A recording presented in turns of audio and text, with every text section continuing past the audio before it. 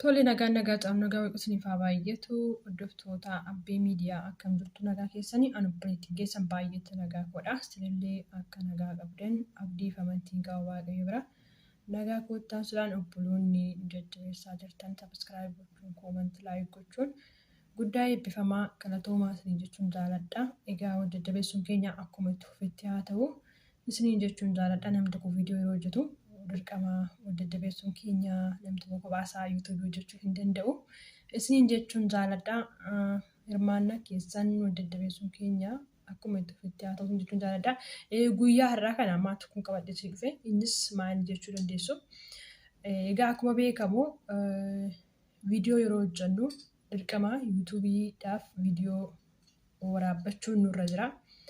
Innis immoo akkamitti akka waraabbannu fakkeenyaaf meeshaa bilbila keenya irra kaawwannee waraabbannu baay'een keenya qabaachuu dandeenya, qabaachuu dhiisuu dandeenya, beekuus dandeenya, beekuu dhiisuu dandeenya jechuudha. Kanaaf meeshaan baay'ee na fayyadu tokko yookaan ofiitii yaabbatadha tokkoon yoo barbaaddanii isiniif agarsiisuu dhufu jechuudha. Dhugaa baay'ee nama fayyada. Egaa akkuma beekamu yeroo liivii gallu yeroo viidiyoo waraabbannu walumaa galatti bilbilli tokko meeshaa irra taa'u qabaachuu qaba jechuudha. Yeroo meeshaa irra taa'u hin qabaanne haala mijataa bilbilli hin qabaanne nu jalaa lafa dha'uu danda'a. Nu jalaas miidhamuu danda'a jechuudha. Akkasumas immoo jechuudha yeroo waa tokko yaada tokko dubbachuudhaaf yookaan ibsachuudhaaf barsiisaa haa ta'u viidiyoo waraabbachuudhaaf gara bilbilaa dhuftanii bilbilli keessan yoo isin ibseeraan taa'uu didee dhugaa yaadni isin dubbachuuf teessunuyyuu isin harkaa hin hatama hin bada jechuudha. Maaliif attentionii keessan gara bilbilaa isinitti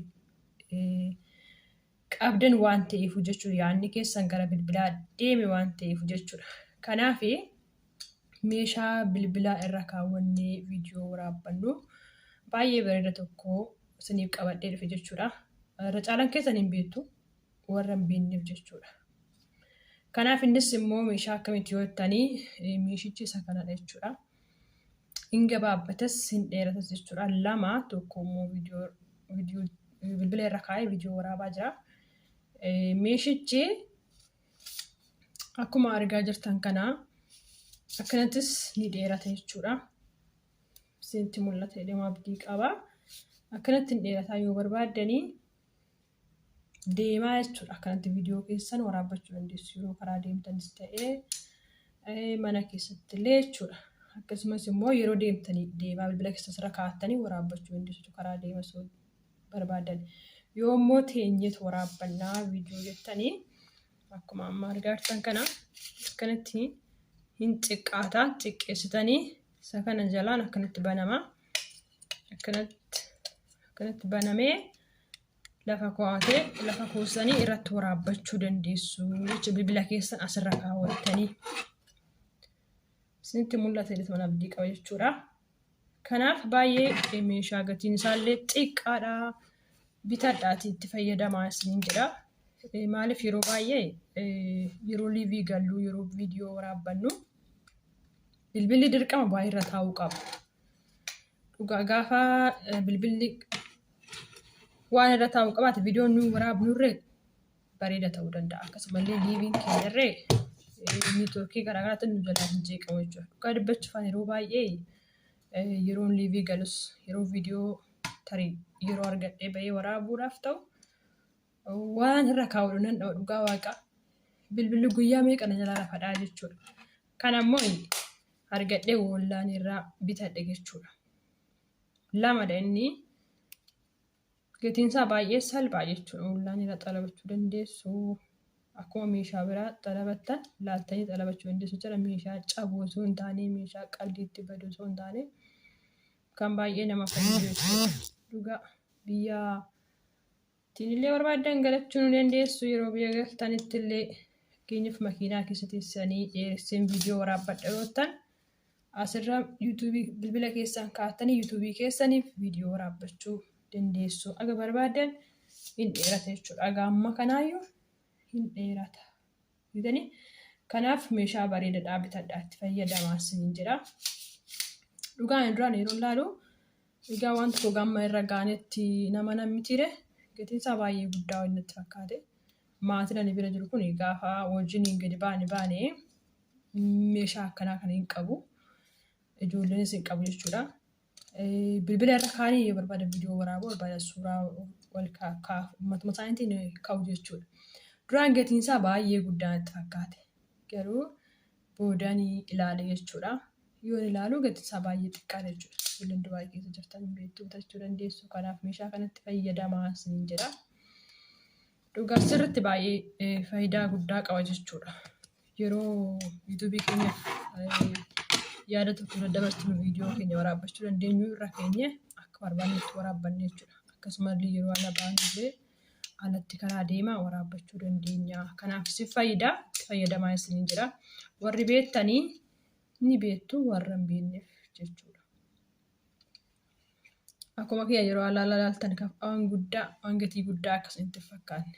Dhugaa baay'ee gatiin isaa salphaadha jechuudha. Kanaaf bitadhaa isiniin jedha. Egaa dirqama namni tokko yeroo yuutuubii isaatiif yuutuubiidhaaf yeroo yuutuubii hojjetu viidiyoon hin barbaachisa jechuudha. Dirqama viidiyoo waraabbachuun hin barbaachisa.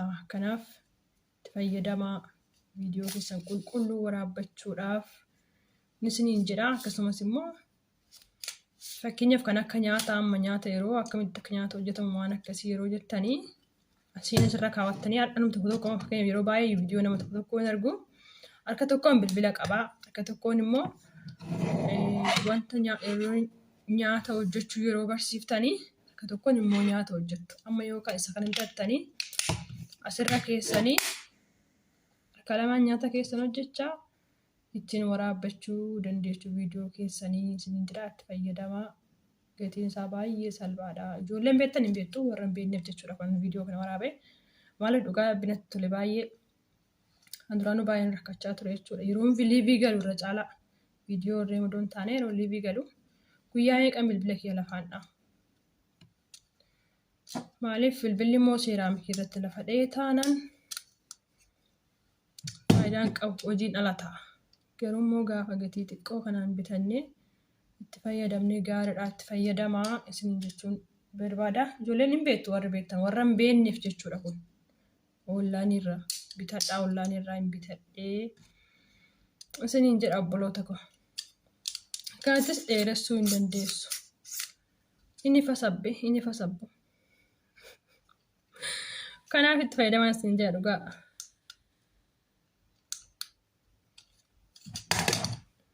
Kanadhaa yaadni kan irras ni qabadhee dhufe isa kanadhaa bitadhaa itti fayyadama. Yaa akkuma beekamu nuti kan yeroo baay'ee sa'aatii qabaannee ta'e viidiyoo baanee waraabnu garuu sa'aatuma qabnutti guyyaa tokko baanee yeroo waraabbannu meeshaa akkasii kana gaafa arganne gaafa wanta bilbila irra kaawwattu qabaattee dhugaa waan tokko gaafa hojiidhaaf jechuudha. Dirqama miti kuni garuu gaafa wanti sindisii mijatee too hojii hojjechuudhaaf itti deemtu si gammachiisa jechuudha.